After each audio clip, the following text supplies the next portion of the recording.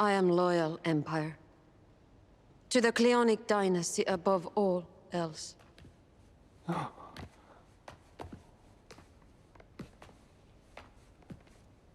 Hey guys, Pete here. Today I'm going to talk about questions for Foundation Season 2. The finale left us with a lot to think about, and I've been reading over all your comments since I uploaded my last video, trying to get a better idea of where everyone's at. So I'm going to throw out what I'm thinking about, we'll talk about it in the comments, and it should go without saying, but there will be spoilers for everything related to Season 1. I'm also going to be referring to Isaac Asimov's book series the show is based on, but I'll try to avoid spoiling things for people who haven't read them. And with that out of the way, let's get into it.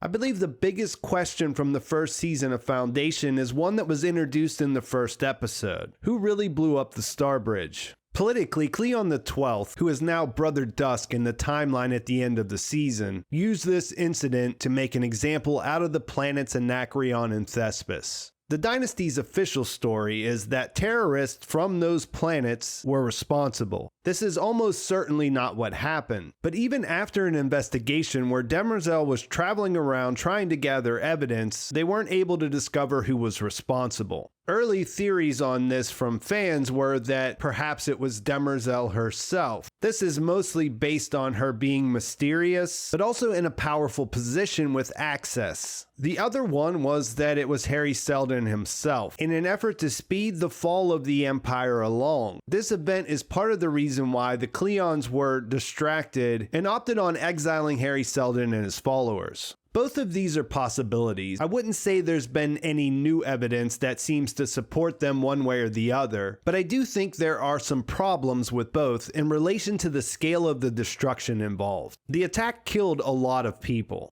As the season progressed, we learned about the conspiracy against the dynasty, and I think that has become the most likely option. We know that it's been in existence for some time and is organized with some real backing behind it. So that's where I'm currently at, although the question there then becomes who's responsible for putting this conspiracy in motion in the first place. One other possibility I think you can consider after the finale and Harry's revelations to the Thespins and Anacreons about the first betrayal is whether Cleon the 12th had something to do with it himself. I think that feels unlikely, if for no other reason than there are much bigger mysteries surrounding the Cleons for Season 2. And that is the next big question. Is the Genetic Dynasty over? In the process of covering this show, I've listened to all the official podcasts, read a lot of interviews with the cast and the creators, and it seems to me that the current status of Brother Day and Brother Dusk, whether they've been adulterated, is up in the air.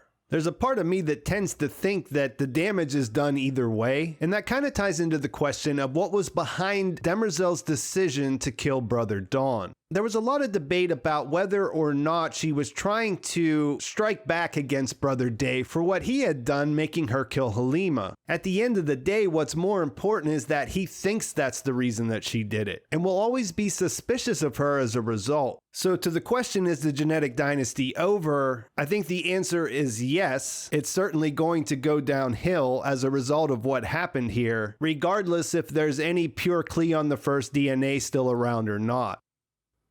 As far as Demerzel's motivations, there is a question there. My impression from watching the first season is that the Dynasty, or possibly more specifically Cleon the First, has altered the way Demerzel functions to make her top priority protecting his legacy. It doesn't necessarily track with everything from Asimov's work, which leaves some people confused on how she can violate the 3 laws of robotics, and I don't want to derail on that here, but there is a Zeroth law that exists that's capable of superseding the 3 laws. And I think Demerzel in the show has a modified Zeroth law that does the same thing for different purposes. I do plan to get into that more in a video dedicated to Demerzel, but I think the show has made the case when she talks about not having individuated sentience and a stated inability to go against the Empire's wishes, that there's something interesting going on here, and I'm looking forward to dig into that. For the sake of this video, I think the questions we ought to be asking are, what would she do if she wasn't limited by this? What would her true motivations be? And what are the kinds of things that she could do to get around it and ultimately free herself from this situation?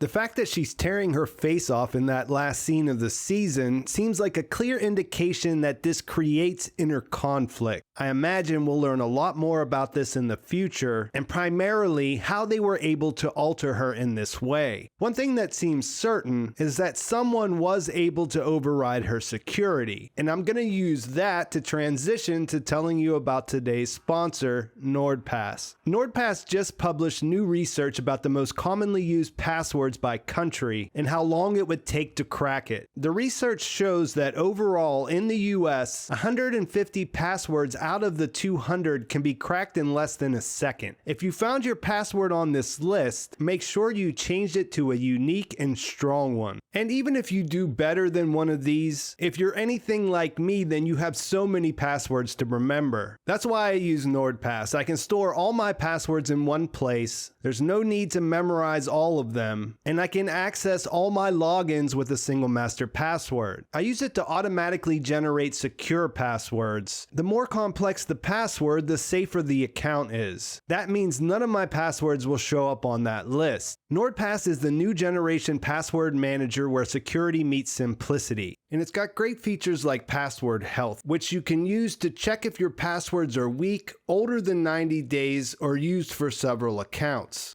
And they're currently offering my viewers a special Cyber Month deal. Get 70% off NordPass at nordpass.com/PetePeppers or use the code PetePeppers when you sign up. Plus, you get an additional month for free. This deal is available until the 1st of December 2021, so you'll want to act now.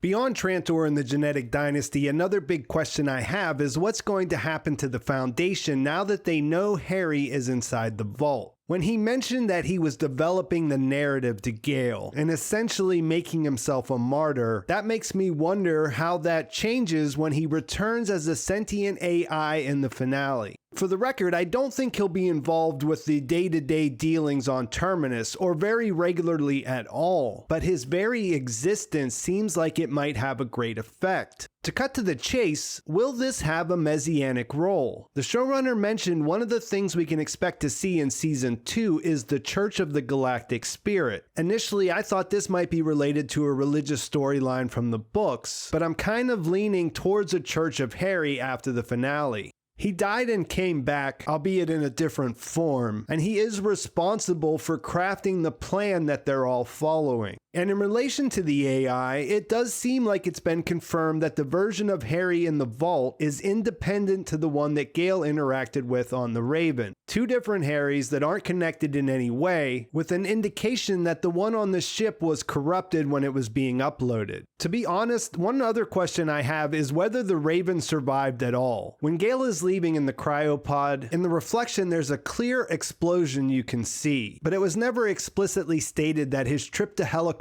ended there. Even if that's the case, she brought the knife along, which I suppose is a backup copy, and I do think they're going to play around with this idea of there being two different Harrys. And that does bring up the question of what's going to happen next for Gaal and Salvor. To me, it seems like they're indicating that their mentalic abilities, which are noticeably different than what exists in the books, has the ability to draw them together. Another important part here is that Salvor brought the Prime Radiant. That's the last thing we see in the season, is her handing that over to Gaal. That seems to be a big indication that whatever they do is going to include psychohistory. And I guess it depends on what happened to Harry in his trip to Helicon, but he did plant the seeds of the second Foundation with her, and that has to come from somewhere. I know there's some other ideas out there based on different characters that come up in later books. That would all be kind of spoiler talk, but no matter what they do, it's going to be interesting to see how they get out of Synnax now that they're there. And they're pretty far ahead in the timeline, and we have to imagine that things would have changed significantly on Terminus in that time. Those are kind of the biggest questions I had. There's little ones there too, like what's going on with the Shadowmaster?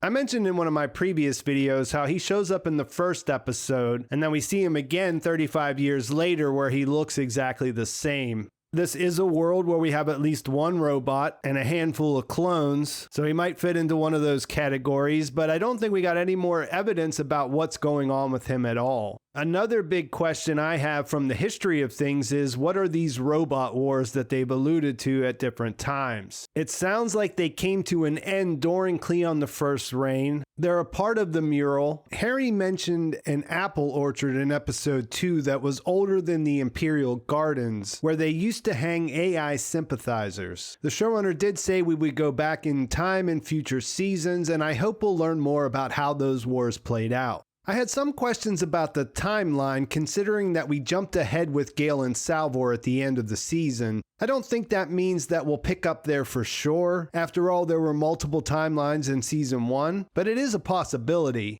The first book in the series jumps decades between each story, so when we next see Terminus and Trantor, we might just visit them at a different phase of their existence. I do wonder about the Galactic Council that Dusk mentioned in the finale. That hints that the Genetic Dynasty has some accountability rather than an absolute rule, and I doubt that was in there as a throwaway line. I think we were supposed to pick up on that, and I think it means that we're going to find out who they are in the next season. And I think that is probably a good place to leave things. There are a lot of little questions, and we can talk about those in the comments. Just to throw it out there, there are a lot of hand-wavy things in this series. A few things that don't necessarily add up, and you're free to discuss that, but I tended not to focus there because I don't think it makes for the most interesting things to think about. But at the same time, I'm not completely overlooking that stuff, and I'm hoping they improve on that in future seasons. So let me know in the comments, what do you think the Dynasty will do next?